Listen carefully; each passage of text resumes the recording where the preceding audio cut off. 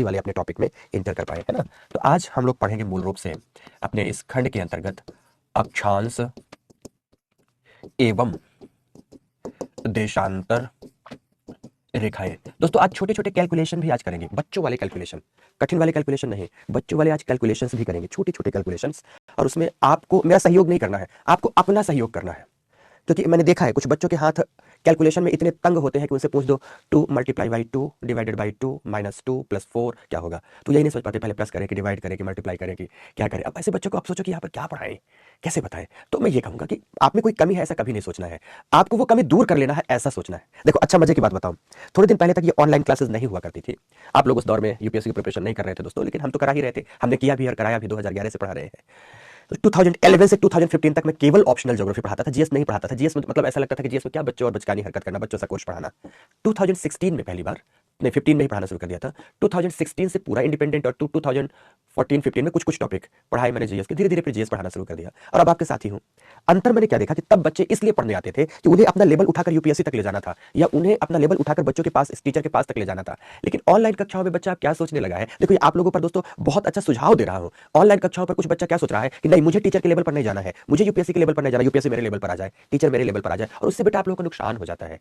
और मैं कभी नहीं चाहूंगा कि आप नुकसान में रहो, तो नुकसान में नहीं रहना है, थोड़ा सा अपने आप को अपग्रेड करते जाना है, अपडेट करते जाना है और अपग्रेड करते जाना, दोनों करना। तो अपग्रेडेशन की भी जरूरत है और अपडेशन की भी जरूरत है, दोनों चीजें करते रहिए, ठीक है। आकाश ने पूछा एक बार बता दीजिए कैसे पृथ्वी रह जाती है। देखो आपको पता है कि पृथ्वी 24 घंटे में जब एक घूर्णन पूरा करती है, तो घूर्णन पूरा करते हुए अपना बेसिकली अपना जो अक्ष है, अक्ष पर भी आगे बढ़ जाती है। बहुत अच्छा प्रश्न है बच्चे का कि बेसिकली प्रतिदिन पृथ्वी सूर्य से कैसे 3 मिनट 56 सेकंड पीछे रह जाती है। इस प्रश्न का जवाब सुन लो, अभी मुझे नजर आया, एक बच्चे ने पूछा है, बच्चे ने पूछा, उसका जवाब सुनो। जैसे मान लो कि मैं पृथ्वी हूं और मैं अपने स्थान पर यहां पर घूम रहा हूं और 24 घंटे पर अपने स्थान पर आया। अगर मेरे में केवल घूर्णन पाया जाता तो मैं अपने स्थान पर ही घूमकर 23 घंटे 56 मिनट में आ जाता। लेकिन होता क्या है कि अब ये जो चित्र दिख रहा है, सपोज मानना कि ये सूर्य है ना, तो अब होता क्या है कि पृथ्वी अपने इस अक्ष पर घूर्णन के साथ साथ अपनी कक्षा में आगे भी बढ़ रही है। देखो मैं यहां खड़ा था, यहां आ गया। जैसे फिर से देखना कि सपोज मैं यहां घूर्णन कर रहा हूं और यहां घूर्णन करता करता धीरे धीरे अपने कक्षा में आगे भी बढ़ जाऊंगा। देखो यहां बढ़कर आ गया, मतलब उस स्थान को छोड़ दिया। अब जब उस स्थान को प्राप्त करना है तो मुझे और 3 मिनट 56 सेकंड घूमना होगा, क्योंकि सूर्य तो अपने स्थान पर है। पृथ्वी घूमकर आगे बढ़ गई तो सूर्य कहां रह गया, पीछे रह गया। तो अब पृथ्वी को सूर्य के सम्मुख आने के लिए, कोई स्थान पर सम्मुख आने के लिए, जैसे ध्यान से देखना कि यहां मैं था, अब ऐसे दिखाता हूं और ये सूर्य मेरे सामने था। अब मैं घूमता जब 24 घंटे में यहां आया तो यहां सूर्य मेरे सामने अब है ही नहीं, यहां तो अक्षांश एवं देशांतर रेखाएं लिखी हुई है। तो अब मुझे 3 मिनट 56 सेकंड और घूमना होगा ताकि सूर्य मेरे सामने आ जाए। ध्यान से, तो ये जो दिन में अंतर, सौर दिवस एवं नक्षत्र दिवस में अंतर आता है, तो ये पृथ्वी के घूर्णन एवं परिक्रमण के प्रभाव से आता है। पृथ्वी घूर्णन के साथ साथ अपने कक्षा में परिक्रमण करते हुए चूंकि आगे बढ़ जाती है, थोड़ी सी पीछे का मतलब यह है कि थोड़ा सा पृथ्वी आगे बढ़ गई तो सूर्य पीछे छूट जाता है। अब पीछे छूट गया तो पृथ्वी को और 3 मिनट 56 सेकंड घूमना पड़ता है ताकि सूर्य सामने आ जाए। सूर्य को सामने लाने के लिए जो अतिरिक्त ये 3 मिनट 56 सेकंड घूमना पड़ता है, तो इसी के योग से बन जाता है कुल 24 घंटा। समझ में आ गया बेटा कि नहीं? ये है 24 घंटे का गेम। क्लियर हो गया मेरी बात? ओके, तो चलो अब शुरू करते हैं यहां पर अक्षांश एवं देशांतर रेखाओं का। आज इसमें छोटा छोटा कैलकुलेशन भी आगे आएगा, पर कोई बात नहीं, पहले शुरुआत यहां से करते हैं। तो आपके मन में पहला ही बिंदु आना चाहिए। देखो यहां पर आमतौर पर लोग अक्षांश, समझना मेरी बात, यहां पर आमतौर पर लोग अक्षांश बिंदु एवं अक्षांश रेखा, इन दोनों में ही अंतर नहीं समझते। सबसे पहले तो आपको इन दोनों में अंतर समझना कि ये दोनों अलग बातें हैं, दोनों एक नहीं है। अक्षांश रेखा और अक्षांश बिंदु में अंतर समझना। ओके दोस्तों, समझो कैसे। अब माना कि हमारी ये पृथ्वी है, हमारी ये पृथ्वी, सारे चित्र भी दिखाऊंगा, सब कुछ भी दिखाऊंगा, पर पहले एक एक करके दोस्तों समझते चलो कि माना कि ये है हमारी पृथ्वी। अब ये हमारी पृथ्वी है। अब पृथ्वी ऐसे 2 डायमेंशनल नहीं है, सर्कल के रूप में नहीं है, गोले के रूप में। मान लो ये मेरा पानी पीने का बोतल है, थर्मस है, और ये गोल होता, पूरी तरह से गोल होता। आप कह सकते हैं सर ग्लोब दिखा दीजिए, इसमें ग्लोब है ना, ग्लोब भी दिखाएंगे, सब दिखाएंगे, पर पहले ऐसे समझो कि ये बॉटल है और इस बॉटल में अगर हमें अक्षांश बिंदु ज्ञात करना है, अक्षांश बिंदु ज्ञात करना है, तो उसे हम कैसे ज्ञात करें? नाउ नो मोर कमेंट्स, बेटा पढ़ाना भी है, केवल कमेंट्स के जवाब के लिए नहीं आते, यहां पर 15 मिनट हो चुका है। तो अक्षांश बिंदु क्या होगा और अक्षांश रेखा क्या होगा? तो अक्षांश बिंदु कैसे निकालते हैं, आपको बड़ा सरल अर्थ बताते हैं, सरल तरीका बताते हैं। सबसे पहले तो आप यहां पर पृथ्वी का अक्ष खींच दो, जो उत्तरी ध्रुव को दक्षिणी ध्रुव से मिलाता हो और पृथ्वी के केंद्र से गुजरता हो। कल ही मैंने लिखाया है कि अक्ष पृथ्वी के सतह से नहीं गुजरता, बल्कि पृथ्वी के केंद्र से गुजरता। मतलब एक गेंद लिया आपने और गेंद को बीच से आपने एक सीक के माध्यम से छेद कर दिया और सीक आर पार कर दिया, तो वो सीक बेसिकली वो गेंद के बीच से गुजर रही है, अंदर वाले भाग से गुजर रही है, केंद्र वाले भाग से गुजर रही है। तो ऐसा आपको एक अक्ष पहले खींचना है। दूसरा, अक्ष के साथ यहां पर एक विषुवत रेखा भी आपको इंगित कर देनी है कि ये हो गई विषुवत रेखा। ये विषुवत रेखा बेसिकली पृथ्वी के मध्य की रेखा होती है, आधी पृथ्वी ऊपर होती है और आधी पृथ्वी नीचे होती है। अब क्या करोगे? सब काल्पनिक रेखाएं हैं, वास्तविक रेखाएं पृथ्वी पर कहीं ऐसी प्राप्त नहीं होती। तो अब आप करोगे क्या? फिर से आप कहोगे सर ये काम हम कैसे करेंगे? आपको काम नहीं करना, बेसिकली प्रोजेक्शन के काम के अंतर्गत आता है। प्रोजेक्शन का काम किया जाता है रॉयल ऑब्जर्वेटरी ग्रीनविच में। अब आप पूछिए रॉयल ऑब्जर्वेटरी कहां है? मैंने बताया ग्रीनविच नामक स्थान पर है। तो ग्रीनविच कहां है? ब्रिटेन में, लंदन के समीप है।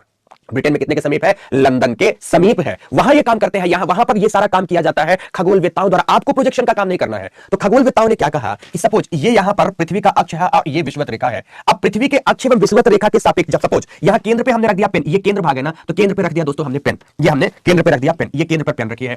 अब इस केंद्र से पृथ्वी के विषुवत रेखा के सापेक्ष हमें दोनों ही गोलार्धों में कोणीय दूरी लेना। देखो पेन कैसे घूम रही है। सपोज केंद्र में रख दिया हम और ये पेन अभी अभी अगर आप देखोगे केंद्र विषुवत रेखा के एकदम पैरेलल रख दो, ऊपर रख दो, तो यहां पर 0 डिग्री का कोण बनेगा। तो ये 0 डिग्री का अक्षांश बिंदु हो गया। फिर दूसरा, अब आगे जैसे बढ़ा, आपने पेन को इतना घुमा दिया, इतना घुमा दिया, तो पृथ्वी के सतह पर सपोज यहां पर मोटी-मोटी बात कर रहा हूं कि पृथ्वी के सतह पर यहां सपोज 30 डिग्री का बिंदु प्राप्त हो गया। यहां पर 30 डिग्री का बिंदु प्राप्त हो गया। यहां पर हम गए ऐसे ही, तो यहां पर 60 डिग्री का बिंदु प्राप्त हो गया, ये 60 डिग्री का बिंदु प्राप्त हो गया। यहां पर हम गए तो यहां पर 90 डिग्री का बिंदु प्राप्त हो गया। तो कुल मिलाकर आप देखोगे कि पृथ्वी के केंद्र एवं विषुवत रेखा के सापेक्ष अगर हम पेन को घुमाते जाएं तो पेन जितने डिग्री पर पृथ्वी की सतह को टच कर रही होगी, बार बार समझना दोस्तों, टेक्निकल बात है, पेन जितने डिग्री पर पृथ्वी की सतह को टच कर रही होगी, सपोज यहां टच कर रही है 10 डिग्री को, यहां 20 डिग्री को, ये 30 हो गया, ये 40 डिग्री को, ये 50 डिग्री को, ये 60 डिग्री को, ये 70 डिग्री को, ये 80 डिग्री को, ये जो टच करती जा रही है पेन, ध्यान से सुनते जाना है, तो जितने डिग्री को टच कर रही होगी उतने डिग्री का बिंदु ही बेसिकली यहां पर अक्षांश बिंदु कहलाता है।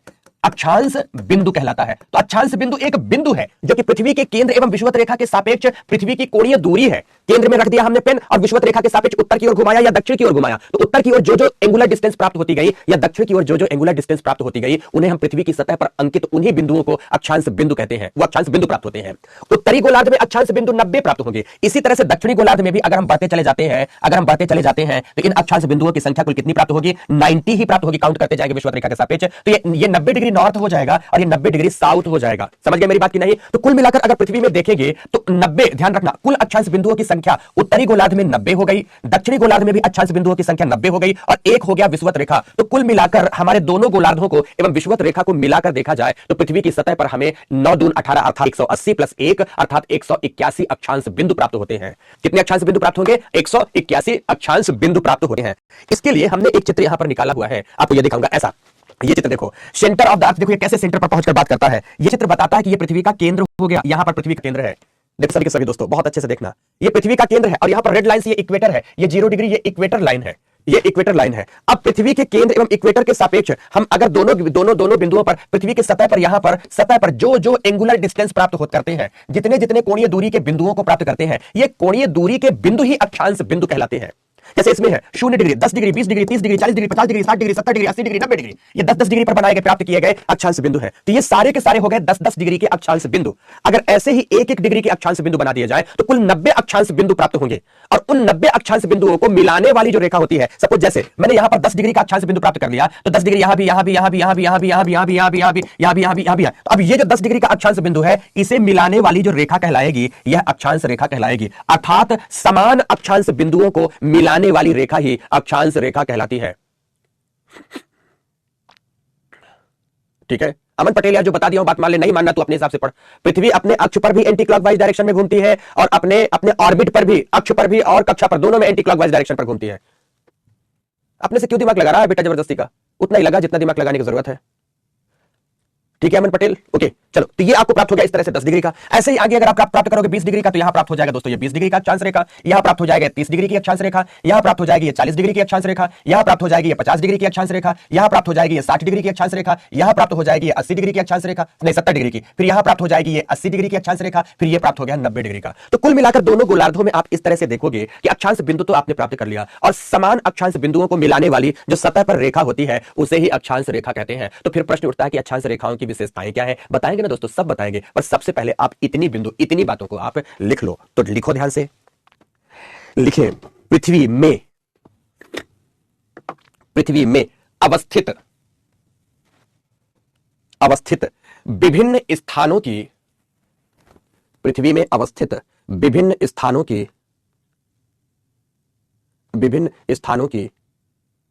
अवस्थितियों को बताने के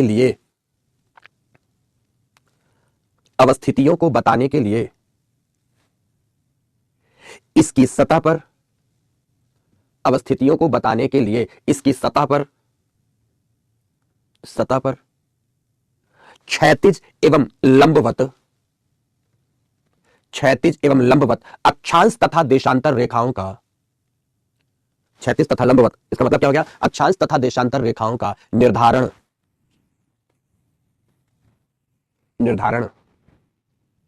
किया गया है। किया गया है, पूर्ण विराम। लिखो यह कार्य मूलतः, आज तो दुनिया में बहुत जगह हो रहा है, यह कार्य मूलतः लंदन के समीप ग्रीनविच नामक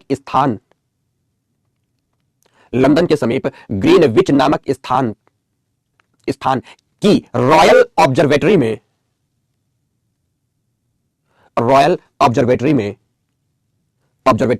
किया जाता है, पूर्ण विराम। अब पैरा चेंज करो। अब अक्षांश बिंदु एवं अक्षांश रेखा को परिभाषित करने जा रहा हूं, तो लिखो पृथ्वी के केंद्र एवं विषुवत रेखा के सापेक्ष। बार बार इसको दिमाग में बैठाना पड़ेगा। कई चीजें होती जो दिखती नहीं है तो उनको विजुअलाइज करना पड़ता। पृथ्वी का केंद्र आपको दिखेगा नहीं, बट इस चित्र से देख सकते हो। पृथ्वी का केंद्र एवं विषुवत रेखा के सापेक्ष पृथ्वी की सतह पर अंकित मतलब निर्धारित, अंकित किसी भी कोणीय दूरी के बिंदु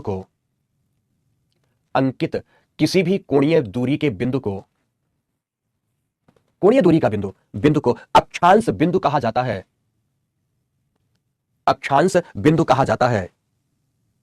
पूर्ण विराम लगाएं, फिर लिखेंगे एवं अक्षांश बिंदु कहा जाता है, एवं समान अक्षांश बिंदुओं को मिलाने वाली क्षैतिज रेखा अक्षांश रेखा कहलाती है। पहले आपने अक्षांश बिंदु बताया, फिर आपने अक्षांश रेखा बताया। एकदम बहुत सिस्टमैटिक बातें करनी है, ठीक है ना। अब अक्षांश रेखाओं की चलो विशेषताओं पर बात कर लेते हैं। तो हेडिंग दो, लिखो अक्षांश रेखाओं की विशेषताएं। नंबर वन, दोनों ध्रुवों के मध्य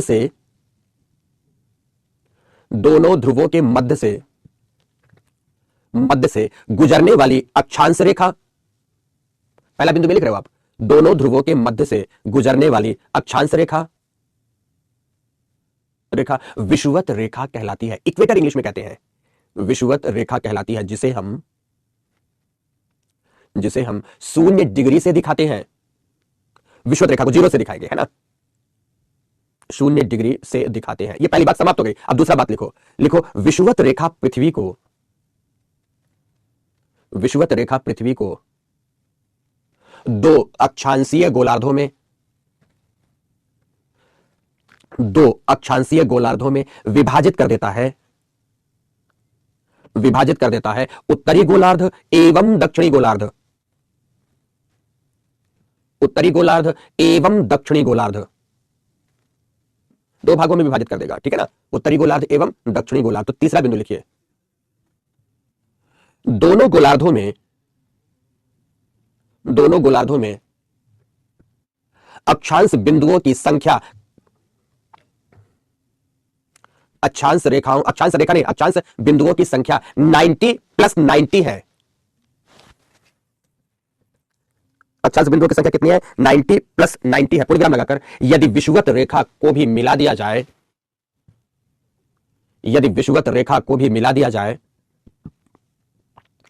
तो यह संख्या कुल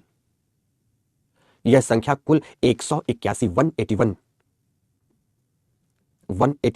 हो जाती है। 90 उत्तरी में, 90 दक्षिणी में, तो यह हो गया 180, और विषुवत रेखा को भी मिला दिया तो कितने हो गया? तो अक्षांश बिंदुओं की संख्या 181 है। पूर्ण विराम। फिर लिखो नेक्स्ट पॉइंट, लिखो चूंकि दोनों ही ध्रुव रेखा नहीं बल्कि बिंदु प्राप्त होते हैं। 90 degree north and 90 degree south point है दोस्तों, है ना।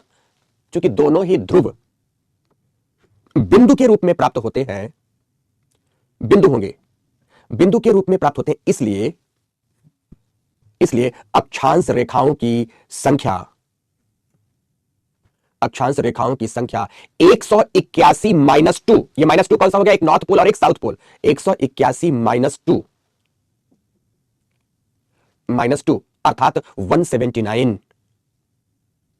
अर्थात 179 प्राप्त होती है। 179 प्राप्त होती है। पूर्ण विराम, ठीक है ना। मतलब अक्षांश बिंदु तो 181 कहलाएंगे दोस्तों, लेकिन अक्षांश रेखाएं कितनी हो जाएंगी? 179 हो जाएंगे। ओके, अब देखो अक्षांश रेखा की एक अद्भुत विशेषता देखो, जैसे ये ग्लोब है तो ये ग्लोब के चारों ओर प्राप्त होगी, चारों ओर प्राप्त होने की वजह से एक सर्कल का निर्माण कर देती है। तो लिखो ध्रुवों को छोड़कर, अगला बिंदु लिखना, ध्रुवों को छोड़कर समस्त अक्षांश रेखाएं,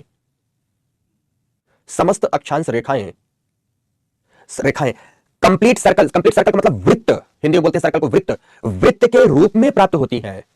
ध्रुव तो बिंदु प्राप्त होगा, ध्रुव बिंदु है, वो वृत्त नहीं है ना। तो ध्रुवों को छोड़कर सभी की सभी अक्षांश रेखाएं क्या प्राप्त होती है? कंप्लीट सर्कल का मतलब क्या हो गया? वृत्त प्राप्त होती है, वृत्त प्राप्त होती है, जिसमें से सबसे बड़ा वृत्त विषुवत वृत्त होता है। सबसे बड़ा, ये बीच का सबसे बड़ा ये सर्कल होगा, सबसे बड़ा वृत्त विषुवत वृत्त होता है, इसलिए इसे ग्रेट सर्कल, इंग्लिश में लिखेंगे ग्रेट सर्कल, हिंदी में महान वृत्त कहा जाता है।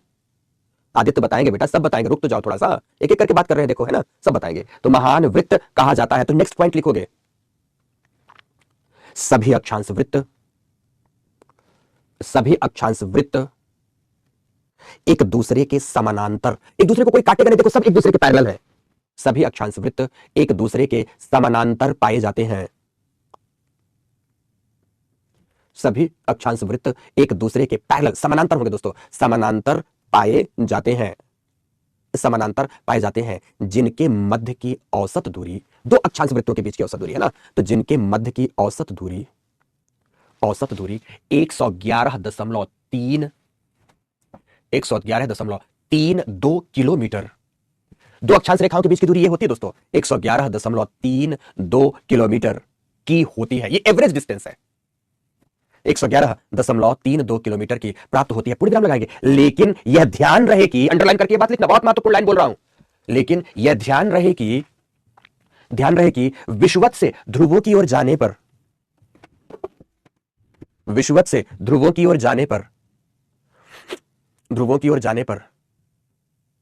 पृथ्वी की बढ़ती वक्रीयता, पृथ्वी का कर्व, क्योंकि ध्रुव चपटे है ना तो कर्व बढ़ता जाएगा, पृथ्वी की बढ़ती वक्रीयता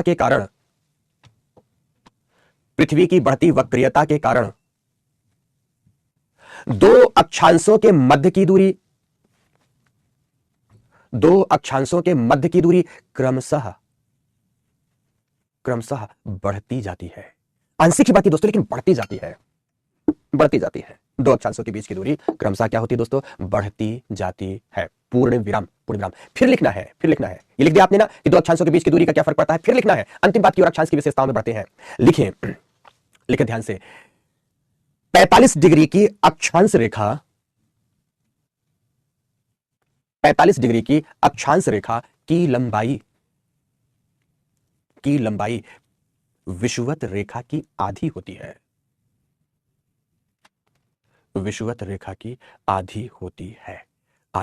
है। पूर्ण विराम, बात समाप्त।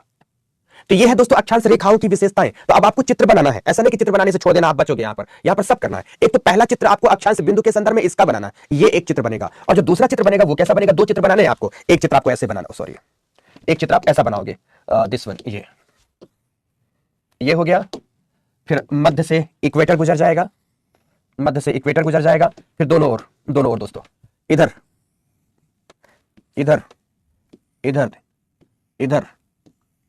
कुछ ऐसा। तो इस गोलार्ध में भी इधर ऐसा बनेगा। ये है अक्षांश रेखाएं। यहां प्राप्त होगा नॉर्थ पोल, यहां प्राप्त होगा साउथ पोल, ये प्राप्त होता है 0 डिग्री इक्वेटर, तो ये प्राप्त होगा इधर की दिशा में लिखेंगे नॉर्दर्न हेमिस्फीयर, तो इधर की दिशा में लिखेंगे सदर्न हेमिस्फीयर, ऐसा लिखेंगे। ये सब है अक्षांश रेखाएं। तो इसमें आपने दिखाया था अक्षांश बिंदु, तो इसमें आप दिखा रहे हैं अक्षांश रेखाएं, इसमें आप अक्षांश रेखाएं दिखा रहे हैं। ये दोनों के दोनों चित्र बनाएंगे। एकदम मैं साइड में खड़ा हूं दोस्तों ताकि बोर्ड दिखे। क्लास में एक उल्लू टाइप का विद्यार्थी है, एकदम उल्लू टाइप का है, एकदम बेहद उल्लू टाइप का। जैसे बोर्ड भरा होता है तो शिक्षक किनारे खड़ा हो जाता है ताकि बोर्ड खड़ा हो, तो क्या लिखता है, मतलब उल्लुओं को समझ में भी नहीं आता है कि वो लिख क्या रहा है, क्या लिखता है। देखो उसकी बेहूदगी की हद देखो, लैंग्वेज देखो उसकी। अब मैं उसको उल्लू नहीं बोलूं तो क्या बोलूं, इससे ज्यादा उल्लू हो कौन सकता है। लिखता कि देखो टीचर किनारे जा रहा है, किताब देखने गया होगा, कुछ भूल गया होगा, या कि तुझे अपने आप पे भरोसा नहीं है कि तूने किस संस्था का चयन किया है। और जब तुझे अपने आप पर ही भरोसा नहीं तो टीचर पर क्या भरोसा होगा। पहली बात, संस्था में पढ़ाने वाले प्रत्येक शिक्षक इतने विषय पारंगत हैं कि तुम्हारी जीएस की कक्षा के लिए उन्हें नोट्स देखने का, किताब देखने की जरूरत नहीं पड़ती। दूसरी बात, तो जब जान रहा है, आज भी उपस्थित है वो। दूसरी बात, अगर वो देखने गया भी है तो तुम्हारे हित के लिए देखने जाता है। आरती, तो इससे क्या संबंध है अगर ये दूरी है तो? भारत में भी आएंगे, भारत भी दिखाएंगे आरती शर्मा तुमको बिटिया, घबरा मत, हार्ट बीट को थोड़ा रोक ले, थाम कर रख बेटा, भारत भी दिखाएंगे। तेरे प्रमाणन के लिए चित्र दिखा देता हूं कि तेरे लिए भी कुछ भारत के लिए भी लाए हैं। आजा भारत दिख जा भाई, तुझे भी दिखा देते हैं बिटिया को यकीन हो जाए कि भारत भी है कि नहीं है। कहा गया, ये देख भारत है, भारत की भी अक्षांश देशांतर रेखाएं सब दिखाएंगे। भारत भी लाए तेरे लिए, क्योंकि मुझे पता होता है बहुत दिनों से पढ़ाते होगा कि बच्चों के ये भी प्रश्न हो सकते हैं, सब दिखाएंगे बेटा, बस रुक जा, एक एक कदम पढ़ते चले जाओ, बस इतना कहना चाहूंगा।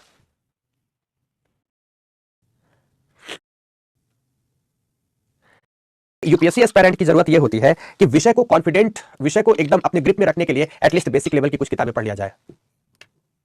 ठीक है, तो पुस्तकों को पढ़ने से हम कभी मना नहीं करते बेटा, पुस्तकें जरूर पढ़नी चाहिए, वो भरोसा दिलाती है, आपको विश्वास दिलाती है, ना केवल भरोसा एवं विश्वास दिलाती है बल्कि आप में सार्थकता का बोध कराती है, इसलिए किताबें पढ़नी चाहिए। बना लिया आपने चित्र, अक्षांश रेखाओं की बात आ गई। अब हम बात करेंगे देशांतर रेखाओं की। हेमिस्फीयर का मतलब होता है गोलार्ध बेटा, ध्रुव का मतलब होता है पोल। हो गया, इतनी बात हो गई। अब ये हो गई तो अक्षांश के बाद अब हम लोग आते हैं किसमें? देशांतर रेखाओं में। ये एक चित्र सामने आपके है जिसमें अक्षांश और देशांतर दोनों को हमने दिखाया हुआ है। ठीक है, दोनों को हमने दिखाया हुआ, अक्षांश एवं देशांतर। तो अब आपको क्या पढ़ना है? देशांतर बिंदु एवं देशांतर रेखाएं। जैसे आपने अक्षांश में पढ़ा तो देशांतर बिंदु भी पढ़ना है और देशांतर रेखाएं भी पढ़ना है। ये कौन सी होंगी, ये क्या होंगी? परिभाषा तो बताएं तो बहुत सरल हो जाती है। शवि पाटिल नहीं पता, तुम्हारे प्रश्न को नहीं देखा।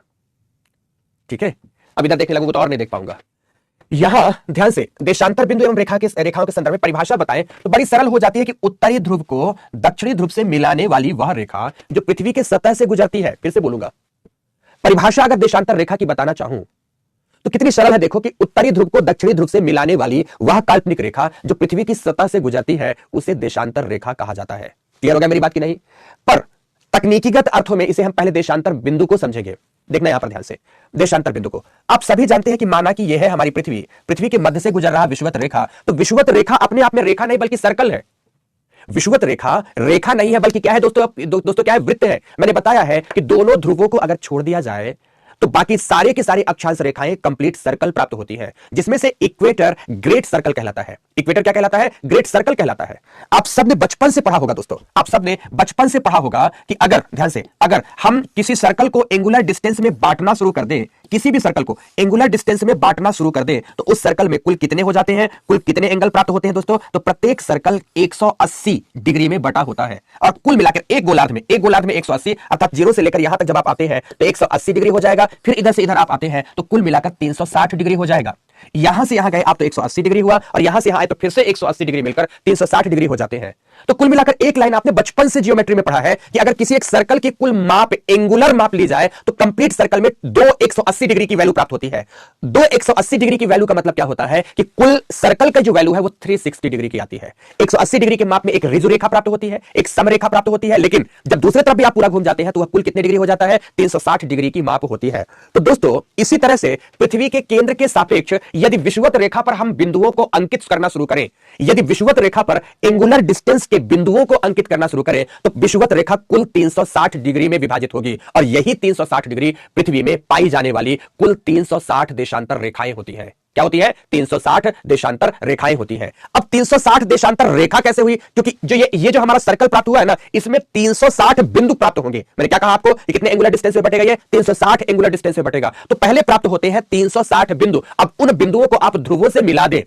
किससे मिला दे? ध्रुवों से मिला दे। जैसे एक उदाहरण देता हूं, एक उदाहरण मैं यहां देना चाहूंगा आपको कि मान लो कि यहां पर हमने यहां पर नोटिस करना, हमने यहां पर एक इक्वेटर बनाया। अब इक्वेटर में यहां मान लेते हैं कि ये 0 डिग्री है। अब 0 डिग्री तो यहां 10 degree 20 degree 30 degree 40 degree 50 degree 60 degree 70 degree 80 degree 90 degree मतलब ऐसे बढ़ते जा रहे हैं। इधर भी ऐसे बढ़ते जा रहे हैं। मतलब ये डिग्रीज वैल्यू प्राप्त हो रही है, ये डिग्रीज वैल्यू प्राप्त हो रही है। तो यहां पर ये जितने डिग्री की वैल्यू प्राप्त हो रही है बेसिकली ये देशांतर बिंदु है। जैसे मान ले कि यहां पर हमने देखा कि ये 45 डिग्री की वैल्यू है, यहां पर हम देख रहे हैं कि ये 90 डिग्री की वैल्यू है। समझना, तो 45 डिग्री के देशांतर को प्राप्त करना है तो हमें ये नॉर्थ पोल हो गया, यहां पर ये साउथ पोल हो गया। अब इसको हम मिला दे तो 45 डिग्री हो गया। 60 को प्राप्त करना तो इसको मिला दिया तो 60 प्राप्त हो गया। अगर हमें 70 प्राप्त करना तो मिला दिया 70 प्राप्त हो गया। इसी तरह दूसरी तरफ से मिला दिया, वो वैल्यू प्राप्त हो गई, वो वैल्यू प्राप्त हो गई, ये वैल्यू। तो वैल्यू हमें निकालनी है तो हमें यहां पर विषुवत रेखा को एंगुलर डिस्टेंस में बांटना होगा और वो जो एंगुलर डिस्टेंस के बिंदु प्राप्त होंगे वो देशांतर बिंदु प्राप्त होंगे एवं उस बिंदु को ध्रुवों से मिलाने वाली जो काल्पनिक रेखा प्राप्त हो रही होती है उसे ही हम देशांतर बिंदु कहते हैं। यह तकनीकीगत परिभाषा है, पर तकनीकीगत परिभाषा जब बच्चों को दिक्कत आने लगती समझने में तो शिक्षक सरल करके क्या बता देता है? उत्तरी ध्रुव को दक्षिणी ध्रुव से मिलाने मिलाने वाली वह काल्पनिक रेखा जो पृथ्वी की सतह से गुजरती है उसे ही हम क्या कह देते हैं, देशांतर रेखा कहते हैं। तो इस प्रकार से बात शिक्षक करता है दोस्तों। तो मैं दोनों बातें लिखा देता हूं, पहले तकनीकीगत बात लिखा देता हूं, फिर सरल बात लिखा देता हूं। तो लिखो सभी के सभी, लिखो पृथ्वी के केंद्रीय अक्ष, पृथ्वी के केंद्रीय अक्ष के सहारे, देखो इसमें कितने अच्छे से बने हुए देशांतर बिंदु। ये 0 डिग्री का देशांतर बिंदु है, फिर ये 10 डिग्री का है, ये 20 डिग्री का है, ये 30 डिग्री का है, ये 40 डिग्री का है, ये 50 डिग्री का, ये 60 डिग्री का, ये 80 डिग्री का, ये 90 डिग्री का। ये सारे इधर इसी तरह से इधर की ओर भी बने, आप देखोगे ये सारे के सारे क्या बने हैं, देशांतर बिंदु बने हुए हैं। तो पृथ्वी के केंद्रीय अक्ष के सहारे विषुवत रेखा पर अंकित कोणीय दूरी के बिंदुओं को, कितना अच्छा चित्र आपके लिए बना हुआ दोस्तों। ये कोणीय दूरी के बिंदुओं को देशांतर बिंदु कहा जाता है, देशांतर बिंदु कहा जाता है। तो देशांतर रेखा भी इसे परिभाषित कर देते हैं, पूर्ण विराम लगाकर लिखेंगे। एवं उस कोणीय दूरी के बिंदु को जिसको आपने ज्ञात किया है, मान लीजिए आपने 40 डिग्री ज्ञात किया, 40 डिग्री वाले बिंदु को, तो उस कोणीय दूरी के बिंदु को दोनों ध्रुवों से मिलाने वाली काल्पनिक रेखा, दोनों ध्रुवों से मिलाने वाली काल्पनिक रेखा देशांतर रेखा कहलाती है, देशांतर रेखा कहलाती है। पूर्ण विराम। अब सरल अर्थ में इसी बात को लिखा देते हैं, इसी पैरा में, अर्थात उत्तरी ध्रुव को दक्षिणी ध्रुव से जोड़ने वाली वह काल्पनिक रेखा जो पृथ्वी के सतह से गुजरती है, जो पृथ्वी के सतह से गुजरती है,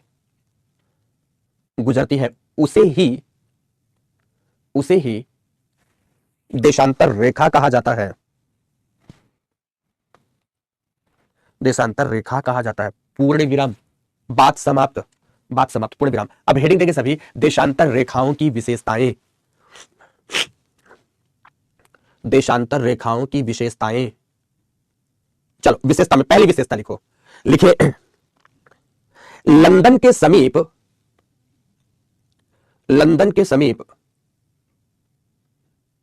ग्रीनविच नामक स्थान, लंदन के समीप ग्रीनविच नामक स्थान से गुजरने वाली देशांतर रेखा को प्रधान देशांतर,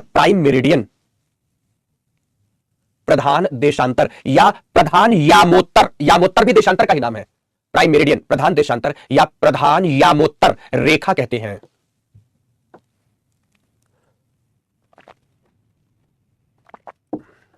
प्रधान यामोत्तर रेखा कहते हैं, जिसे 0 डिग्री से, देखो यहां पर ये 0 डिग्री है, दिस वन, ये 0 डिग्री ऊपर से नीचे जो आ रही है ये 0 डिग्री लाइन है, जिसे 0 डिग्री से, यहां पर देखो 0 डिग्री लिखा है, 0 डिग्री से निर्धारित किया जाता है या दिखाया जाता है, 0 डिग्री से दिखाया जाता है। पूर्ण विराम लगाकर नेक्स्ट पॉइंट, नहीं यही इसी पॉइंट में लिखेंगे, यह पृथ्वी को 2 भागों में विभाजित कर देता है, यह पृथ्वी को 2 भागों में विभाजित कर देता है, पूर्वी गोलार्ध एवं पश्चिमी गोलार्ध। देशांतर रेखा पूर्व एवं पश्चिम में बांटता है, जबकि अक्षांश रेखा उत्तर एवं दक्षिण में बांटती है, पूर्वी गोलार्ध एवं पश्चिमी गोलार्ध। अब इसके लिए एक चित्र आपको बनाना है, और चलो मैं यहां पर आपको चित्र दिखाता हूं, ठीक है। एक अच्छा सा चित्र बना देंगे इसके लिए। माना कि ये है, इसके संदर्भ में दोस्तों चलो मध्य से गुजरने वाली एक रेखा, यहां हम इक्वेटर बना देते हैं, ऑलमोस्ट इक्वेटर है। इक्वेटर के संदर्भ में यहां से आप देखोगे तो एकदम मध्य से गुजरती हुई जो ये रेखा आपको प्राप्त हो रही है, this one is prime meridian. 0 degree से दिखाएंगे, प्राइम मेरिडियन को किससे दिखाएंगे, 0 डिग्री से दिखाएंगे, 0 प्रदर्शित हो जाएगी, 0 डिग्री। अब दोनों और 0 डिग्री की एक बड़ी अभिन्न विशेषता है कि इसके इधर का भाग कहलाता है पूर्वी देशांतर, ईस्ट, पूर्वी के लिए ई शब्द लिख देते हैं, और इससे इधर का भाग कहलाता है पश्चिमी देशांतर, जिसे लिख देते हैं डब्ल्यू। डब्ल्यू का मतलब हो गया वेस्ट। ये पूर्वी देशांतर हो गया और ये पश्चिमी देशांतर हो गया, और ये प्राइम मेरिडियन हो गया।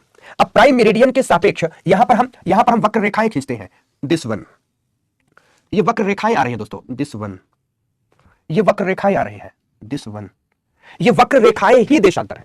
इन वक्र रेखाओं को ही हम किस नाम से जानते हैं, इन्हें ही हम देशांतर रेखाओं के नाम से संबोधित करते हैं, दिस वन। तो ये हो गई देशांतर रेखाएं, इधर पूर्वी देशांतर हो गई और इधर पश्चिमी देशांतर, ठीक है। ये वाला चित्र बनाएंगे आप सभी। ये तो इक्वेटर है, ये 0 डिग्री है, इक्वेटर है, 0 डिग्री इधर वालों को नॉर्थ में बांट देता है और इधर वालों को किस में बांट देता है, साउथ में बांट देता है। पर जो प्राइम मेरिडियन है लाल रंग से मैंने दिखाया, ये दो गोलार्ध में बांटेगा, इधर पूर्वी और इधर पश्चिमी। ऐसा चित्र बनाएंगे, सिंपल केवल ऐसा चित्र बनाएंगे पहले। ये है आपकी देशांतर रेखाएं।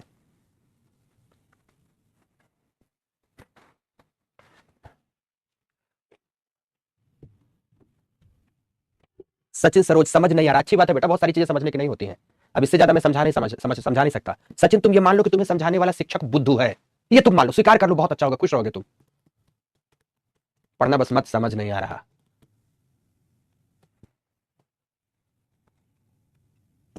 ओके, कुछ बच्चों के मैनेजमेंट वाले क्वेश्चन है, उनका जवाब मेरे पास नहीं होता। दूसरी क्लास कब शुरू होगी, मेरे पास नोटिफिकेशन क्यों नहीं आता। फिर वो बच्चे लिख रहे हैं सर आप मेरे प्रश्न का जवाब नहीं दे रहे। अरे भाई मैनेजमेंट काम टीचर करे, टीचर को पता भी नहीं होता है।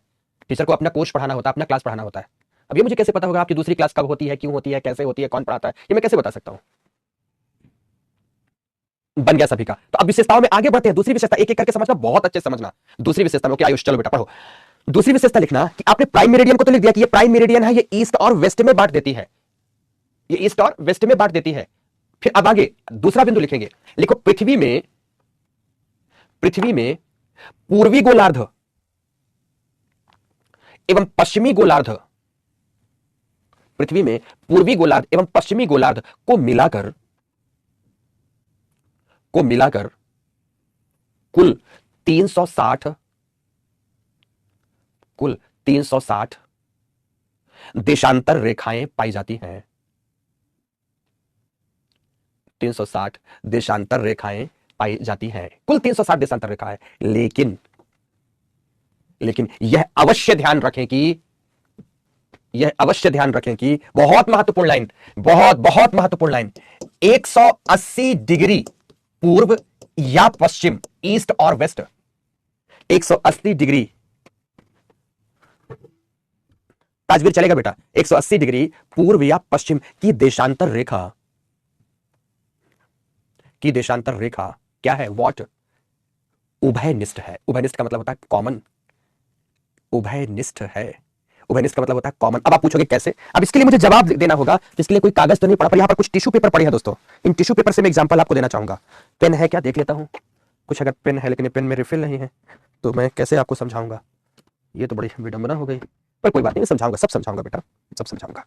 देखो टिश्यू पेपर से मैं समझाता, पर कोई बात नहीं है, पेन नहीं है तो नहीं समझ पाओगे टिश्यू पेपर में। यहां से समझो इस तरह से, जैसे 0 डिग्री है तो 0 डिग्री से पूर्व की ओर जाओगे तो ये वाली जो देशांतर प्राप्त होगी, ध्यान से देखना, ये वाली जो देशांतर रेखा प्राप्त होगी, ये वाली देशांतर, ये देशांतर रेखा है दोस्तों 180 डिग्री ईस्ट। इसी तरह से जब पश्चिम की ओर आओगे तो पश्चिम की ओर आने के क्रम में ये वाली जो देशांतर रेखा पाई जाती है, ये है 180 डिग्री वेस्ट। मतलब इधर से आते जाओगे तो 1 2 3 4 5 6, मतलब यहां जो अंतिम देशांतर रेखा पाई जाएगी वो 180 डिग्री वेस्ट होगी। तो यहां पर इसको भी आप अपनी कॉपी में नोट करो चित्र में, और ये जो पाई जाती है वो 180 डिग्री ईस्ट देशांतर रेखा है। तो ध्यान से, अगर पृथ्वी चपटी होती का मतलब कैसा, यहां पर कुछ चित्र मैंने इसके लिए भी लाइव हुए हैं, कुछ चित्र इसके लिए भी लाइव है। ऐसी होती पृथ्वी हमारी, ऐसी होती पृथ्वी हमारी चपटी, ऐसी होती तो मैं ये मान लेता कि इनकी डिग्री मान, इनकी डिग्री वैल्यू कुछ ऐसा ही दिखाई देता आपको, जैसे दिख रहा आपको कि मान लो कि ये है 180 डिग्री, ये देखो लाइन पूरे मैप में देखो आपको, ये है आपकी 0 डिग्री जिसको आप प्राइम मेरिडियन के नाम से जानते हैं। इधर की ओर जब आप आते हैं तो यह है पूर्वी देशांतर, ईस्ट लॉन्जिट्यूड से दोस्तों, और इधर की ओर जब आप आते हो तो यह है पश्चिमी देशांतर, अर्थात यह वेस्ट लॉन्जिट्यूड है।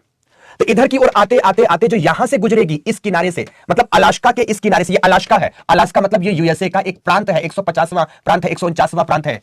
तो ये अलास्का के पास से जो गुजर रही है एक देशांतर रेखा, ये है दोस्तों 180 डिग्री वेस्ट। लेकिन यहां पर देखो, यहां अलास्का के किनारे ये वाला जो हिस्सा दिख रहा है, ये साइबेरिया का चुकची लैंड कहलाता है, साइबेरिया का ये चुकची लैंड का क्षेत्र है। इसके पास से ये लाल रंग की जो गुजर रही है देशांतर रेखा, ये है 180 डिग्री वेस्ट। आप बोलोगे सर सीधी सीधी क्यों नहीं बना रहे हो आप, आपका दिमाग खराब हो गया क्या? तो मैं बोलूंगा हाँ मेरे प्यारे दोस्तों, मेरा दिमाग खराब हो गया, मैं इसीलिए इसको टेढ़ा मेढ़ा बना रहा हूं। तो बताऊंगा ना दोस्तों कि मैंने टेढ़ा मेढ़ा क्यों बनाया, सब कुछ बताऊंगा कि इसको टेढ़ा मेढ़ा, बाकी तो सीधा बना रहा हूं, इसको टेढ़ा मेढ़ा क्यों बना रहा हूं। आपके हर प्रश्न का जवाब होगा, पर थोड़ा पेशेंस रखोगे तब।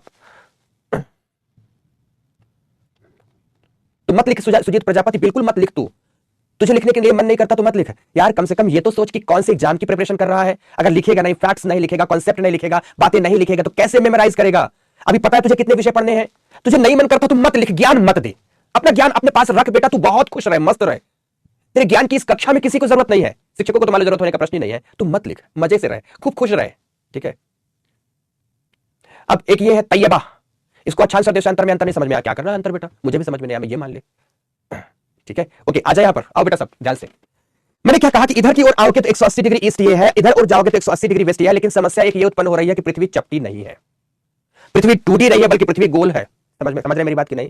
ये क्या समझोगे कि पृथ्वी चपटी नहीं बल्कि पृथ्वी कैसी है, गोल है। तो जब पृथ्वी को मान लो कि इसी बोर्ड को आप उठा के घुमा सकते और घुमा के मोड़ सकते, तो जैसे उठाकर घुमाओगे ना दोस्तों, तो ये वाली रेखा और ये वाली रेखा आपस में जुड़ जाएंगी, ये दोनों रेखाएं अलग नहीं रह पाएंगी, ये दोनों रेखाएं आपस में जुड़ जाएंगी। सपोज समझना यहां पर समझो, ये टिश्यू पेपर है, ये टिश्यू पेपर का ये जो बीच की लाइन है, ये जो बीच में दिख रहा है, बीच की लाइन दिख रही है, ये बीच की लाइन 180 डिग्री, ये 0 डिग्री है। इस किनारे का बिंदु जो ये मेरे लेफ्ट हैंड में है और इस किनारे का बिंदु जो राइट हैंड में है, इन दोनों किनारों के बिंदुओं पर 180 डिग्री एक तरफ ईस्ट है, एक तरफ वेस्ट है। अब पृथ्वी ऐसा नहीं है, बल्कि पृथ्वी को उठाओ और पृथ्वी को उठाकर घुमाकर गोल कर दो, तो जैसे गोल कर दोगे तो ये 180 degree east and 180 degree west की लाइन आपस में क्या हो जाएंगी, कॉमन हो जाएंगी, उभयनिष्ठ हो जाएंगी। ये दो अलग अलग लाइन नहीं रह जाएंगी। समझ पा रहे मेरी बात की नहीं? तो ये उभयनिष्ठ बिंदु प्राप्त हो गया। तो यही लाइन मैंने लिखाया है कि जब 180 डिग्री ईस्ट एवं वेस्ट को हम देखते हैं, वेस्ट को देखते हैं, तो दोस्तों बेसिकली यह दोनों की दोनों लाइनें अलग नहीं, एक कॉमन लाइन प्राप्त होती है।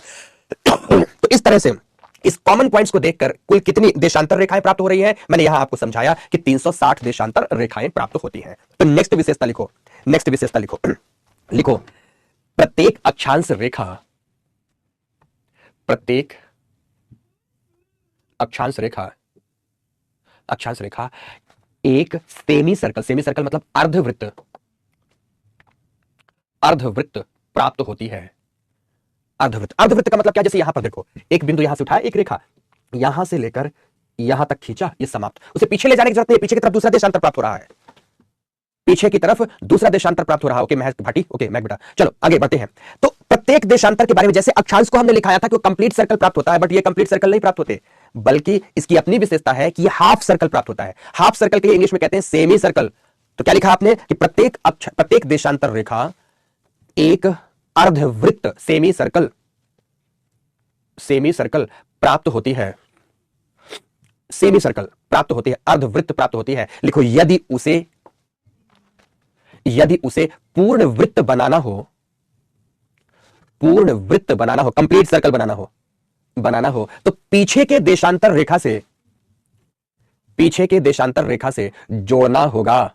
पीछे का देशांतर रेखा आपको नहीं दिख रहा, लेकिन जैसे मान लो ये है, इसको अगर कंप्लीट सर्कल बनाना है तो यहां तक पहुंचा, तो ये पीछे वाली जो ये देशांतर रेखा पीछे जा रही होगी, उसको ले आके जोड़ना पड़ेगा, और उसको ले आके जब आप जोड़ेंगे यहां पीछे जो जा रही है, तो उसको ले आके जोड़ देंगे तो कंप्लीट सर्कल बोल बनेगा। लेकिन इसका एक नियम है, इसके लिए कैलकुलेशन है, इसका एक नियम है, दूसरा एक कैलकुलेशन है। इसके लिए कंप्लीट सर्कल बनाने के लिए क्या करेंगे, पीछे के देशांतर को जोड़ना होगा। लिखो इसके लिए हम निम्नलिखित तरीके को अपनाते हैं।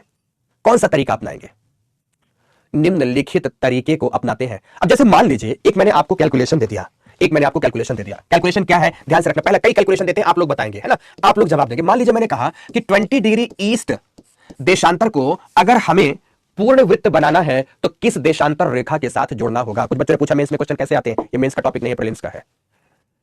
फिर से सुनना, कुछ बच्चों का ये भी प्रश्न है कि पीडब्ल्यू की बुक से पढ़ डालें, बिल्कुल पढ़ डालो, कोई बुराई नहीं है, मस्त है, शानदार है।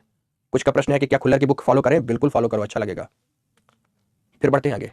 आपको प्रश्न दिया कि सपोज 20 डिग्री ईस्ट की देशांतर रेखा आपके पास है। अब आपको ये सेमी सर्कल है, अगर आपको कंप्लीट सर्कल बनाना है तो इसके लिए आपको किस वाली देशांतर रेखा से जोड़ना होगा, तो पीछे के देशांतर से जोड़ना होगा। लेकिन पीछे के देशांतर को निकालने के लिए आपको क्या सूत्र का उपयोग करना है, सबसे पहले ईस्ट है तो ईस्ट के स्थान पर वेस्ट कर देंगे, और जितना डिग्री दिया है उसको 180 से घटा देंगे, अर्थात 180 डिग्री वेस्ट माइनस 20, तो ये आ गया 160 डिग्री वेस्ट। आपका जवाब हो गया दिस वन। और इसे कंप्लीट सर्कल बनाने के लिए 20 डिग्री वेस्ट की जरूरत नहीं है बेटा, इसके लिए 160 डिग्री वेस्ट की जरूरत पड़ेगी। किसकी जरूरत पड़ेगी, 160 डिग्री वेस्ट की जरूरत पड़ेगी। लिख लिया ना। अब दूसरा इसे पे लिखते हैं, ऐसे करते रहना। दूसरा वैभव, ओके बेटा, चलो ठीक है, ऐसे लिखते रहना, ठीक है ना। अब दूसरा उदाहरण देते हैं। माना कि हमने दे दिया आपको दे दिया कि 135 डिग्री वेस्ट है। अब इसको कंप्लीट सर्कल बनाना है तो कौन सा डिग्री चाहिए, तो वेस्ट है तो आप सबसे पहले ईस्ट लिख देंगे, और ईस्ट लिखकर आप इसको 180 डिग्री से माइनस कर देंगे 135, तो ये आ गया आपका 5, अब ये आ गया आपका 4, ये आ गया 0, ये आ गया आपका ईस्ट, अर्थात आपको 45 डिग्री ईस्ट की जरूरत पड़ेगी जिससे एक कंप्लीट सर्कल बन जाए। मैं यही बोलता, छोटा छोटा कैलकुलेशन आपको करना पड़ेगा दोस्तों आज, छोटे छोटे कैलकुलेशन की क्लास। एक तीसरा एग्जांपल दे देता हूं, कुछ भी ऐसा तीसरा एग्जांपल दे देता हूं। मान लीजिए तीसरा एग्जांपल है, सभी बच्चे निकालकर मुझे तुरंत बताएंगे, मैं नहीं कैलकुलेट कर रहा, मुझे कैलकुलेट करने की कोई जरूरत नहीं है। शुभम, ओके बेटा, ओके बढ़े आगे, चलो तो थर्ड में मैं आपको एक एग्जांपल फिर से पूछ रहा हूं कि अगर आपको हमने 65 डिग्री ईस्ट लॉन्जिट्यूड दे दिया, मतलब 65 डिग्री पूर्वी देशांतर दे दिया, यहां लिख देता हूं 65 डिग्री ईस्ट। अब इसे आपको कंप्लीट सर्कल बनाना है तो आपको किस देशांतर की जरूरत पड़ेगी? जल्दी से बताओ, इसके लिए किस देशांतर की जरूरत पड़ेगी? बिल्कुल सही जवाब, बिल्कुल सही जवाब, सभी बच्चों के सही जवाब। एक ने लिखा 125। 125 कैसे कैलकुलेशन निकाला बेटा? बिल्कुल सही जवाब, मोस्ट ऑफ द स्टूडेंट सही जवाब है। ईस्ट है तो चले जाएंगे वेस्ट में और 180 से इसे घटा देंगे, माइनस आ गया ये कितना, ये आ गया 65, तो यहां आ गया 5 और ये आ गया दोस्तों 1 और ये आ गया 1, अर्थात आपको चाहिए 115 डिग्री वेस्ट, जिससे यह कंप्लीट सर्कल बन जाएगा। मोस्ट ऑफ द स्टूडेंट्स ने सही जवाब दिया है। अब देखो, इसको भी, इतने सरल कैलकुलेशन को भी कुछ बच्चे 125 डिग्री बता रहे हैं। ऐसी जल्दबाजी में तो सब खराब कर लोगे आप, सब खराब कर लोगे। ठीक है, गुड, ये है। तो ध्यान रखना कि ऐसा अगर कभी भी प्रश्न पूछता है तो आपको इस कैलकुलेशन का उपयोग करना होगा। इस कैलकुलेशन के माध्यम से ही आपको आंसर निकालना है। अब आगे अभी और विशेषताएं बताते हैं, और विशेषताएं। तो नेक्स्ट विशेषता लिखो देशांतर रेखा की। देशांतर रेखा भी समाप्त नहीं हुआ, अभी और पढ़ना देशांतर रेखा के बारे में। लिखे देशांतर की अगली विशेषता कि लिखे दो देशांतर रेखाएं, ध्यान से, दो देशांतर रेखाएं, यहां मैं एक दूसरा चित्र निकालूं फिर ये बात को समझाऊं। यस, दो देशांतर रेखाएं ध्रुवों की ओर जाते हुए क्रमशः एक दूसरे के समीप आती हुई बिंदु पर मिल जाती है। विषुवत रेखा पर तो चौड़ी है, धीरे धीरे उत्तर या दक्षिण जाएगी तो सक्रिय होती जाएगी। आपस में समीप आती हुई बिंदु पर मिल जाती हैं, अर्थात विषुवत रेखा के समीप उनके मध्य की दूरी, उज्जवल, मोस्ट वेलकम बेटा उज्जवल सिंह। ओके, दो देशांतर रेखाओं के मध्य की दूरी, कहा विषुवत रेखा पर, दो देशांतर रेखाओं के मध्य की दूरी विषुवत रेखा पर यदि 111.35 किलोमीटर की, 111, कहीं 35, 32, 3 ऐसा लिखा सब चलेगा, 111.35 किलोमीटर की प्राप्त होती है तो ध्रुवों की ओर जाने पर, विषुवत रेखा में यह दूरी है दो देशांतर के मध्य की 111.35 की, तो ध्रुवों की ओर जाने पर इसमें मतलब इस दूरी में क्रमशः कमी आती जाती है। क्रमशः ध्रुवों की ओर दो देशांतर रेखाएं आपस में पास होती चली जाएंगी, क्रमशः कमी होती जाती है। पूर्ण विराम, नेक्स्ट पॉइंट लिखो सुप्रिया। ओके बेटा, नेक्स्ट पॉइंट लिखो। क्या लिखोगे नेक्स्ट पॉइंट? बहुत अच्छे से हर एक बिंदु को लिखो। प्रत्येक अक्षांश एवं देशांतर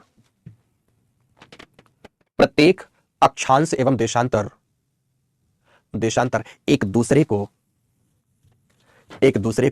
लंब पर काटती है। लंब पर काटने का मतलब है, लंब पर काटने का मतलब 90 डिग्री। प्रत्येक अक्षांश एवं देशांतर एक दूसरे को लंब पर काटती है, एकदम लंब पर, वर्टिकल हो जाएंगे, लंब पर काटती है। तो लास्ट पॉइंट लिखिए, दो अक्षांश एवं दो देशांतर रेखाओं के मध्य का क्षेत्र, दो अक्षांश एवं दो देशांतर के मध्य का क्षेत्र ग्रिड, GRID, ग्रिड कहलाता है। दोस्तों, ग्रिड कहलाता है। पूर्ण विराम। तो इसके लिए भी एक चित्र बनाना होगा आपको, कैसे चित्र बनाना होगा? मान लो ये चित्र तो है ही, पर मुझे अपना चित्र बनाना होगा जो आपको बनाना पड़ेगा। आप ड्रॉ करेंगे दोस्तों अपने लिए। दिस वन, सपोज ये है, अब ये है, तो यहां पर हमने कर दिया इक्वेटर, ये इक्वेटर हो गया। अब इक्वेटर के सापेक्ष इधर की ओर हमने कर दिया दिस वन, सपोज ये अक्षांश रेखाएं हैं, ठीक है, दोनों गोलार्धों में ये अक्षांश रेखाएं हैं। अब यहां हम दूसरी रेखा खींच रहे हैं। दूसरी रेखा में सबसे पहली रेखा हमने खींच दी देशांतर प्राइम मेरिडियन, दिस वन, ये प्राइम मेरिडियन हो गई जो नॉर्थ पोल को साउथ से जोड़ेगी। इसके बाद की सारी देशांतर अगर हम जोड़ रहे हैं, सारी के सारी देशांतर, तो दिस वन इधर आपको भी ड्रॉ करना है दोस्तों। ऐसा कर दिया आपने। अब यहां पर देखो, इनमें से किसी भी एंगल को देखो, मान लो कि हम इस एंगल को देखते हैं तो ये जो एंगल प्राप्त होगा ये 90 डिग्री का प्राप्त होगा। मान लो हम इस एंगल को देखते हैं, ये जो एंगल प्राप्त होगा ये 90 डिग्री का प्राप्त होगा। मान लो हम इस एंगल को देखते हैं तो ये एंगल जो प्राप्त होगा ये 90 डिग्री का प्राप्त होगा। माना कि हम इस एंगल को देखते हैं, ये जो एंगल प्राप्त होगा 90 डिग्री का, मतलब जहां भी अक्षांश एवं देशांतर रेखाएं एक दूसरे को काट रही है वो सारा का सारा राइट एंगल प्राप्त होगा, लंब प्राप्त होगा, मतलब 90 डिग्री का प्राप्त होगा। एक तो ये है। दूसरी बात है कि मैंने क्या बताया कि दो अक्षांश या देशांतर रेखाओं के मध्य का क्षेत्र, सपोज मैंने ये क्षेत्र ले लिया, दिस वन, इसमें दो अक्षांश एवं दो देशांतर है तो ये जो मध्य का क्षेत्र कहलाता है, या कि हमने कहां पर ले लिया, चलो ये ले लिया, ये वाला क्षेत्र ले लिया, कुछ भी ले लिया, दो देशांतर एवं दो देशांतर, दो अक्षांश एवं दो देशांतर के मध्य का क्षेत्र जो ले लिया उसे क्या कहा जाता है, उसे ग्रिड कहा जाता है। ये 90 डिग्री नॉर्थ हो गया, ये 0 डिग्री इक्वेटर हो गया, ये 90 डिग्री साउथ हो गया, ये साउथ हो गया। ऐसे ये वाला चित्र बनाएंगे दोस्तों। आदित्य बताएंगे, तुझे तो भाई पेशेंस ही नहीं रहता, वहां तक पहुंचने तो दे।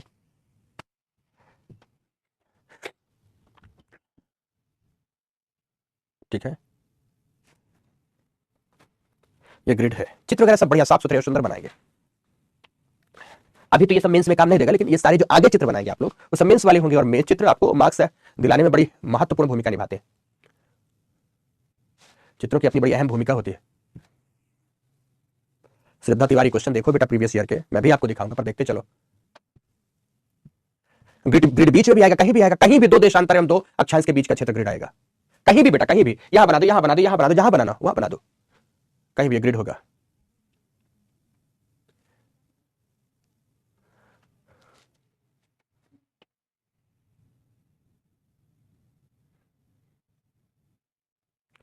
सोनाली, यस सोनाली, लॉन्जिट्यूड मतलब देशांतर, लॉन्जिट्यूड मतलब देशांतर और लैटिट्यूड मतलब अक्षांश।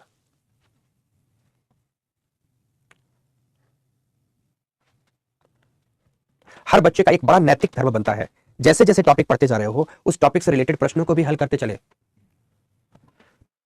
पोल में ग्रिड नहीं बनेगा, मैंने बताया दो देशांतर एवं दो अक्षांश। चांदनी कान खोलकर सुन ले बिटिया, जब भी दो देशांतर एवं दो अक्षांश के बीच की बात आएगी तब ग्रिड बनेगा। पोल में कहां पर दो देशांतर और दो अक्षांश है, पोल तो एक ही अक्षांश हो जाएगा। पूरे शब्दों को भी ध्यान से सुनेंगे, नहीं तो भटक जाएंगे। बन गया। अब आगे आगे बढ़ते हैं देशांतर की विशेषताओं की लास्ट की तरफ। देशांतर की विशेषताओं के लास्ट की तरफ चलेंगे। फिर से थोड़ा कैलकुलेशन आ रहा है, कैलकुलेशन का नाम सुनते हुए मन को चकराने मत लगना, वैसे कैलकुलेशन मत करना जैसे अभी गलत निकाले 115 की जगह 125। बहुत सरल और सहज कैलकुलेशन है बेटा, ठीक ठीक से निकालने हैं।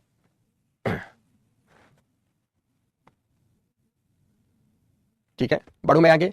अब क्या है एक अंतिम कैलकुलेशन कि देशांतर रेखाओं के आधार पर दोस्तों समय का भी निर्धारण करते हैं, पृथ्वी के घूर्णन का और समय का निर्धारण करते हैं। बड़ी जबरदस्त बात बताना चाहूंगा,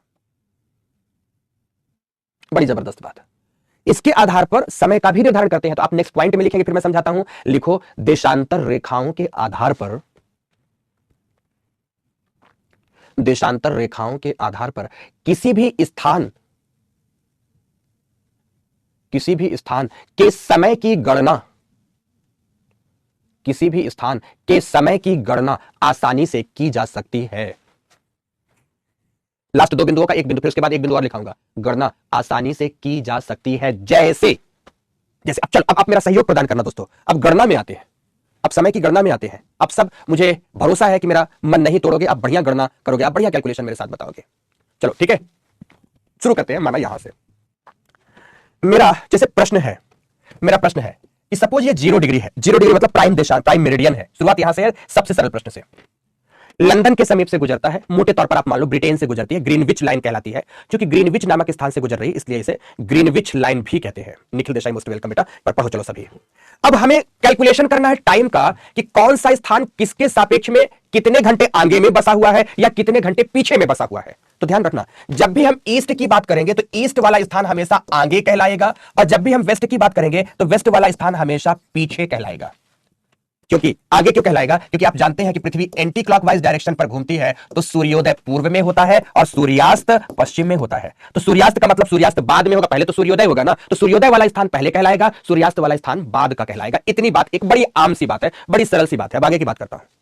अब दो बिंदुओं के बीच समय का अंतर कितना है, कितनी एक सरल सी कैलकुलेशन है जिसको कैलकुलेशन वाइज आपको जानना है।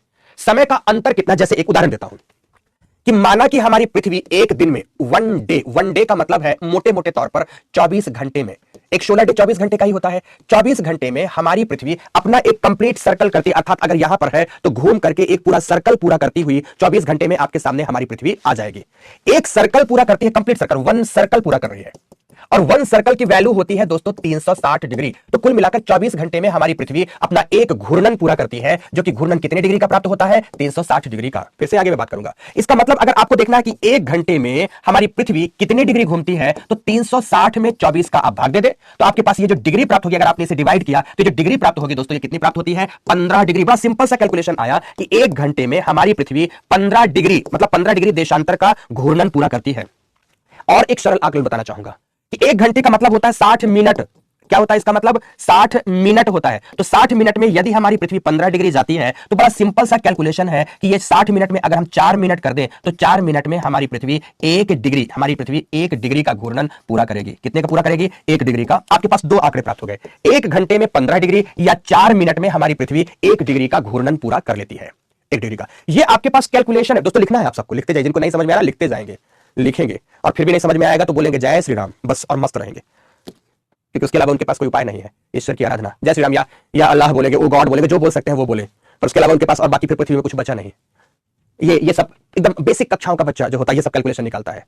बड़ा सिंपल कैलकुलेशन था कि एक दिन में हमारी पृथ्वी एक घूर्णन पूरा करती है, इसका मतलब 360 डिग्री घूमती है। इसका मतलब है बड़ा सरल है कि एक घंटे में वो 15 डिग्री घूमेगी, 4 मिनट में वो 1 डिग्री घूमेगी। ये एक सामान्य कैलकुलेशन है। अब इस कैलकुलेशन को याद रखना होगा, तब तो आप निकालेंगे समयांतराल। ये अगर याद है तो फिर आपका निकलेगा समयांतराल। अब फिर आप टाइम इंटरवल निकालोगे। जैसे एक उदाहरण बताना चाहूंगा, आप उस समयांतराल को निकालो, मजा आ जाएगा, मुझे जवाब जरूर देना। अगर ये प्राइम मेरिडियन की बात की जाए भारत के संदर्भ में, ये है आपका भारत, ये है आपका भारत, और भारत के बीच से गुजरती जो भारत की टाइम मेरिडियन है वो है 82 डिग्री, 82.5 डिग्री ईस्ट। ये भारत की अवस्थिति है। देखो, जिसकी टाइम मेरिडियन की बात करेंगे तो वो टाइम मेरिडियन, भारत का टाइम मेरिडियन सबको याद पहले से भी होगा कि ये 82.5 डिग्री पूर्व है। अगर मैं आपसे पूछूं कि भारत के संदर्भ में लंदन के समीप से गुजरने वाला ग्रीनविच लाइन समय के संदर्भ में आगे है या पीछे, तो आप बोलोगे सर इसकी अवस्थिति भारत से पश्चिम की ओर है, इसलिए अवश्य ही यह पीछे होगा। क्लियर हो गया मेरी बात की नहीं? अगर पूर्व की ओर होता तो यह आगे होता, लेकिन ये पश्चिम की ओर है तो इसको क्या कहोगे दोस्तों? यह पीछे है।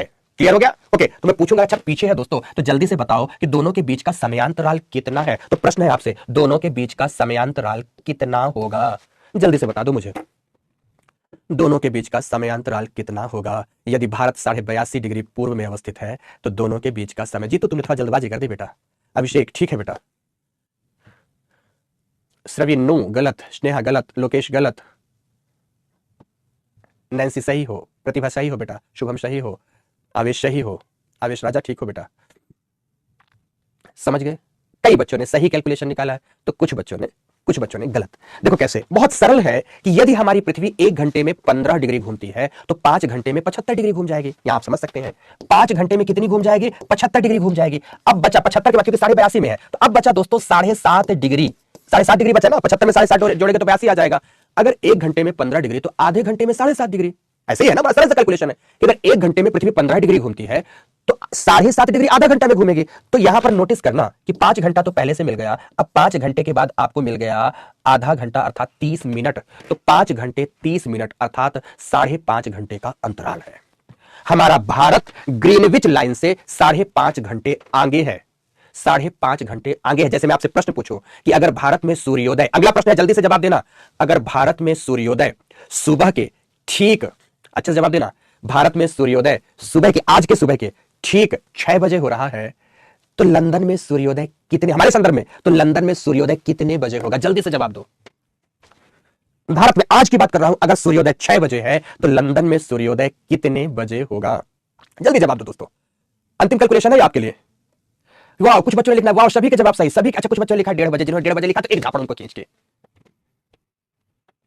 12:30 बजे जिन्होंने लिखा उनको भी एक झापड़ खींच के दूंगा। आप कितने बजे? 11:30 AM पर, 11:30 AM पर वहां सूर्योदय होगा। हमारे पास 6 बजे सूर्योदय हो चुका होगा, लेकिन चूंकि वो हमसे पीछे है इसलिए हमारे बाद वहां सूर्योदय होगा, हमारे बाद सूर्योदय होगा, अर्थात 11:30 बजे सूर्योदय होगा। एक दूसरा प्रश्न दोस्तों, मजा आ जाएगा बता दोगे तो। चलो बताओ, मजा आ जाएगा, बताओगे ना?